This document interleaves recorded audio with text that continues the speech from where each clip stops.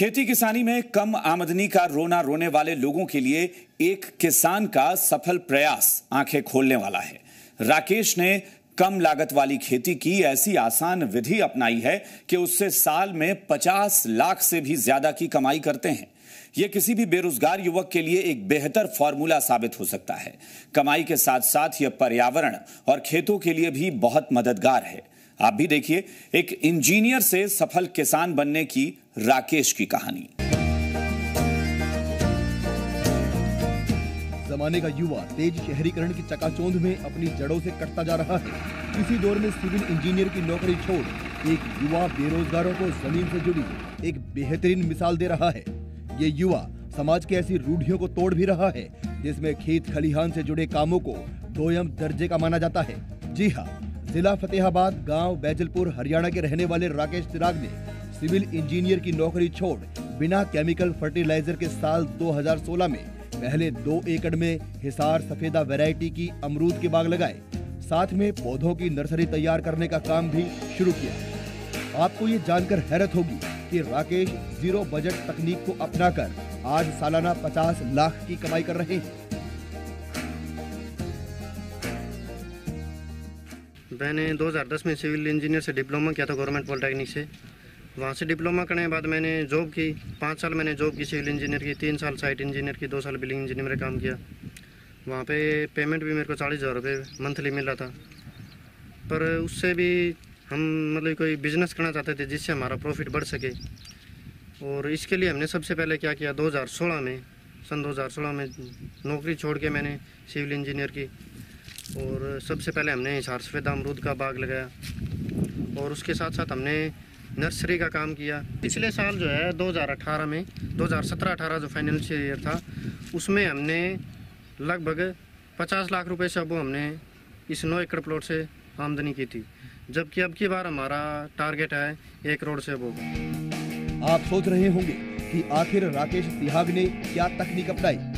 राकेश ने अपनी खेती को नए तरीके के साथ अपनाने की कोशिश की। उन्होंने YouTube से ऑर्गेनिक और नेचुरल फार्मिंग के बारे में जानकारी जुटाई, जिसके बाद उन्होंने खेती की शुरुआत 2 एकड़ जमीन से की। 2 एकड़ जमीन से शुरू हुआ ये सफर आज 9 एकड़ के मॉडल फॉर्म में तब्दील हो चुका है, जिसमें फलों की बागवानी के साथ सब्जियों की खेती की जाती है, वो भी जीरो बजट तकनीक से, जिसका नतीजा ये है कि कम लागत में ही उन्हें केमिकल फ्री फल सब्जियां मिली, जिसका उन्हें बाजार में 2 गुना दाम भी मिला और उनकी इनकम भी पहले से कहीं ज्यादा बढ़ गई। और ये जो सारा सिस्टम हमने जो किया ये हमने नेचुरल तरीके से किया, मतलब जीरो बजट फार्मिंग। इसके लिए इससे हमने कुछ तो मतलब यूट्यूब वगैरह से या जिस तरह सुभाष पालेकर जी हो गए या त्यागी जी हो गए उनसे उनके वीडियोज़ वगैरह देख के उनसे कुछ सीखने को मिला। साथ के साथ हमें ऑर्गेनिक खेती के लिए ट्रेनिंग भी ली, हमने दिल्ली से ली और गांव में भी ऑर्गेनिक खेती के लिए कैंप लगा था। उससे हमने फिर जीरो बजट फार्मिंग स्टार्ट किया। राकेश सिहाग ने अपने खेतों में केमिकल युक्त खाद, बीज, दवाइयां आदि डालने के बजाय क्वालिटी वाले फल और सब्जियों को उगाने के लिए पूरी तरह से प्राकृतिक तरीका अपना रखा है, जिसमें वो पौधों को खाद के रूप में बेस्ट डिंक पोजर, बरगद के जड़ की मिट्टी और जीवामृत देते हैं। इसके अलावा वो पौधों को कीट रोगों से मुक्त रखने के लिए गौमूत्र और खट्टी लस्सी का इस्तेमाल करते हैं। जो भी सामान हम यूज़ करते हैं वो प्राकृतिक तरीके से बनाते हैं, जैसे जीवामृत है, धन जीवामृत है, वेस्ट डिकम्पोजर है, या लस्सी के घोल से हम फंगिसाइड दवाई वगैरह तैयार करते हैं। ये सब चीज़ें हम बिल्कुल नेचुरल तरीके से करते हैं और ये करते हैं हमें 2 साल से ज़्यादा टाइम हो गया। राकेश इतने से ही संतुष्ट नहीं हुए, बल्कि उन्होंने खेतों को बिजनेस का रूप दे दिया है। उन्होंने खेती बागवानी के साथ फल वाली नर्सरी के काम को भी आगे बढ़ाया है, जिसमें वो अमरूद की हिसार सफेदा वैरायटी के 1 लाख से ऊपर पौधे तैयार कर किसानों को उपलब्ध करवा रहे हैं और लाखों की कमाई कर रहे हैं। इसके साथ साथ हमने मेन काम किया है कि हिसार सफेदा जो वैरायटी है उसको बढ़ावा देने के लिए हमने हिसार सफेदा कलम मतलब बीजू पौधे तैयार करके उससे कलम से पौधे तैयार करते हैं, वो किसान भाइयों के लिए जो कि जिसको बेचने का काम करते हैं हम। ये काम भी हमने 2016 में स्टार्ट किया था और अब की बार हमने हिसार सफेदा बढ़ावा देने के लिए 1.5 लाख पौधे कलम तैयार कर रखी है, जो कि जिसमें से 70,000 से बहुत हमारे बुकिंग हो चुकी है ऑलरेडी। राकेश के सपनों को भी पंख लग गए हैं। उनका मुनाफा दिन प्रतिदिन बढ़ता ही जा रहा है। राकेश सिहाग ने दावा किया है कि वो अगले 1-2 साल में अपनी 9 एकड़ जमीन से करीब 1 करोड़ रुपए की आमदनी कर लेंगे। वो युवाओं से अपील करते हुए कहते हैं कि युवाओं के लिए नौकरी के पीछे भागने से अच्छा है कि वो खेती को बिजनेस बनाएं और इससे अच्छा मुनाफा कमाएं, क्योंकि नौकरी से केवल एक ही व्यक्ति को निश्चित वेतन के जरिए लाभान्वित किया जा सकता है, बल्कि खेती से अपनी भी आमदनी बढ़ाने के साथ कई और लोगों को भी रोजगार मुहैया करवाया जा सकता है। अपने इसी जज्बे के कारण आज राकेश सिहाग अपने इलाके के किसानों के लिए रोल मॉडल बन चुके हैं और लोग भी उनकी खेती की तकनीक को मुनाफे वाली मानते हैं और उसके लिए अपने खेती के तौर तरीकों को बदल रहे हैं। जो हम पारंपरिक खेती कर रहे हैं उसमें जो खर्चा ज़्यादा है, रासायनिक का, कीटनाशक का, और पैदावारी कम है, तो उससे उसमें ना लॉस है ना प्रॉफिट है। तो जो ऑर्गेनिक खेती, आधुनिक खेती जो लोग कर रहे हैं, मिश्रित खेती, उनका मुनाफा ज़्यादा है। ये देख करके हमारे मन में भी यही है कि हम जो ये ना जो ऑर्गेनिक है और मिश्रित खेती करें। राकेश को आप क्या कहेंगे? एक सामान्य इंजीनियर, यही थी इनकी पहचान, लेकिन इन्होंने एक लक्ष्य चुना, उस पर लगातार काम किया और आज अपनी इसी लगन से वो ना सिर्फ लाखों की कमाई कर रहे हैं, बल्कि इस यूनिट में 8 से 9 लोगों को परमानेंट रोजगार भी दे रहे हैं। इसके अलावा लोगों को हेल्दी फल सब्जियां उपलब्ध करवाकर उनको कई बीमारियों से बचाते हैं और अपने सामाजिक दायित्व को भी निभाते हैं।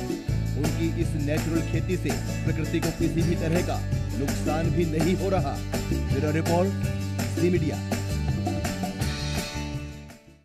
पूरे देश में गेहूं की पैदावार होती है और अभी इसकी बालियां खेतों में लगभग पक चुकी हैं।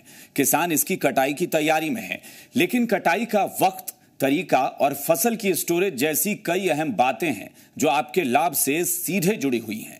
अगर सही वक्त पर कटाई हुई और कटाई का तरीका आपने सही अपनाया तो उपज भी अच्छी क्वालिटी की होगी, वरना क्वालिटी की फसल भी बाद में बिगड़ सकती है। साथ ही इसकी स्टोरेज का भी खास प्रबंधन करना चाहिए। इन सबके जवाब तलाशती ये रिपोर्ट देखिए।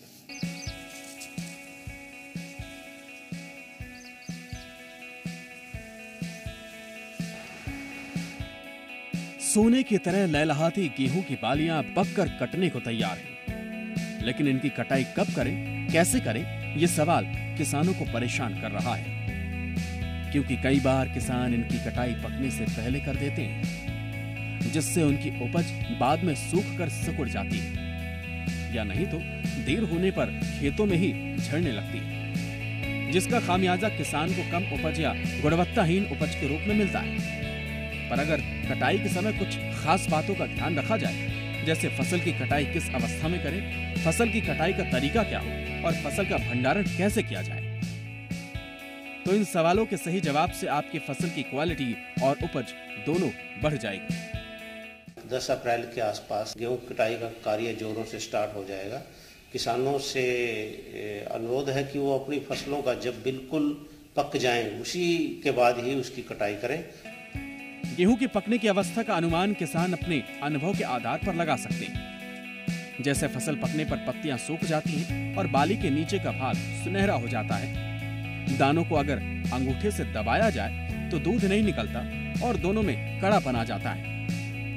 इसके अतिरिक्त अगर नमी मापने की सुविधा हो तो दाने में 25 से 30% नमी रह जाने पर फसल काटी जा सकती है। परीक्षणों से पता चलता है कि 25% नमी होने पर गेहूं पक जाता है और गेहूं की फसल में जब यह अवस्था आए तभी आप गेहूं की कटाई करें। गेहूं कटाई की विधि खेत के क्षेत्रफल पर निर्भर करती है। अगर खेत छोटे हैं तो इसकी कटाई आप हंसिया यानी दरांती से कर सकते हैं, लेकिन हंसिया या दरांती से गेहूं काटने में समय और मजदूरी दोनों ही ज्यादा लगती है।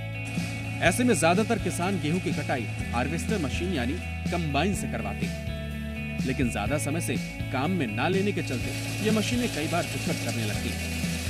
ऐसे में कटाई से पहले इनकी जांच ठीक तरह से करने के बाद ही कंबाइन का इस्तेमाल खेतों में करें। कटाई करने से पहले अपने जितने भी कृषि यंत्र हैं, चाहे थ्रेशर हो, कंबाइन हार्वेस्टर हो, अन्य जो भी इसमें प्रयोग लाए जाने हैं, उनकी साफ सफाई कर लें। उनमें ग्रीस इत्यादि जो देना हो दे लें उनमें जो भी ब्लेड्स इत्यादि चेंज करने हैं उनको भी अच्छे से चेंज कर लें और उनको दुरुस्त हालत में कर लें, ताकि किसी भी तरह की रुकावट कटाई के दौरान उनके सामने न आए। अब कटाई के वक्त बरती जाने वाली सावधानियों की बात करें तो सबसे पहले दानों में नमी की मात्रा चेक करना है। अगर नमी कम हो चुकी है तो गेहूं की कटाई में देर ना करें। गेहूं की कटाई सही तकनीक अपनाते हुए करें। गेहूं की फसल को काटने से पहले सिंचाई बंद कर दें। अप्रैल के अंत तक सभी किस्मों की कटाई कर लेनी चाहिए। बाली को तोड़े, कड़क से यदि बाली टूटेगी और उसको दोनों हाथों से मसल ले और मसलने के बाद वो दाना निकालेंगे तो वो झाड़ के नीचे दबाएंगे, कड़क की आवाज आएगी। इससे वो सोच लें कि उनकी फसल बिल्कुल कटने को तैयार है और अगर बाली आराम से टूट जाती है कड़क से, तो ये सोचें कि वो बिल्कुल तैयार है। गिल्ली बिल्कुल ना काटें। गिल्ली में यदि मॉइस्चर ज़्यादा होगा तो वो मंडी में भाव भी कम लगेगा और जब वो स्टोर के लिए आगे जाएगी किसी भी गोडाउन में तो वहाँ उसमें बदबू और अन्य कीड़े मकोड़े लगने की संभावना भी रहती है। मड़ाई के बाद अगर आप गेहूं का भंडारण करना चाहते हैं तो गेहूं के दानों में नमी का प्रतिशत 10 से 12 होना चाहिए।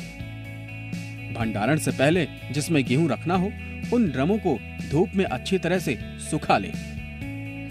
ड्रम में गेहूं रखने से पहले नीम की पत्ती डालें जिससे ड्रम में रखे गेहूं में कीड़े न लगें। इस तरह अगर आप इन तरीकों से गेहूं की कटाई और भंडारण करेंगे तो गेहूं की अच्छी क्वालिटी की ज्यादा उपज लेकर उसे ज्यादा दिनों तक सुरक्षित रख सकेंगे। ब्यूरो रिपोर्ट, जी मीडिया। कृषि दर्पण में वक्त हो चला है एक ब्रेक का, लेकिन फौरन लौटेंगे और खेती से जुड़ी कुछ और अहम जानकारी आपको देंगे। फौरन लौटते हैं।